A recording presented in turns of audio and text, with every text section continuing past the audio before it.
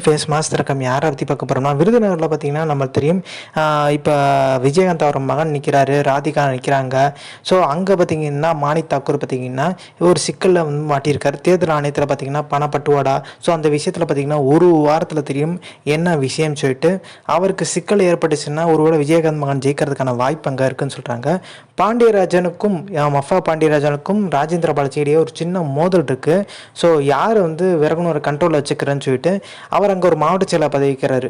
2 சட்டமன்ற தொகுதிக்கு ஒரு மாவட்ட செயலாளர்னு சொல்லிட்டு பார்த்தீங்கன்னா எடப்பாடி பழனிசாமி வந்து இந்த ஒரு பிளான் போட்டிருந்தார்ல. அதில் வந்து இப்போ மஃபா பாண்டியராஜன் விருதுநகருக்குள்ள வந்தால் தன்னோட செல்வாக்கு குறையும்னு சொல்லிட்டு ராஜேந்திர பாலாஜி யோசிக்கிறாரு. அதனால தீபாவளி அப்போ இப்போ நியூ இயர் அன்னைக்கு எல்லா நிர்வாகிகளும் பார்த்தீங்கன்னா அதிமுக நிர்வாகிகள் நல்லா கவனிக்கிறாங்க 2 பேருமே.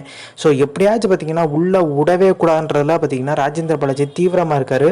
ஸோ நம்ம இந்த விஜய பிரபாகரனுக்கு மிகப்பெரிய லெவலில் வந்து பிரச்சாரம்லாம் பண்ணியிருந்தாரு. தனக்கு சுற்றி இருக்க ஆதரவு வட்டத்தை பெருசாக்கிட்டே போகிறாரு. மஃபா பாண்டியராஜனுக்கு பார்த்தீங்கன்னா பெரிய லெவலில் பார்த்தீங்கன்னா கொஞ்சம் செல்வாக்கு இழக்கிறாரோன்ற ஒரு கேள்வி இருக்குது. ஸோ இந்த இன்ஃபர்மேஷன் பிடிச்சா like share subscribe. Thanks for வாட்சிங் திஸ் வீடியோ.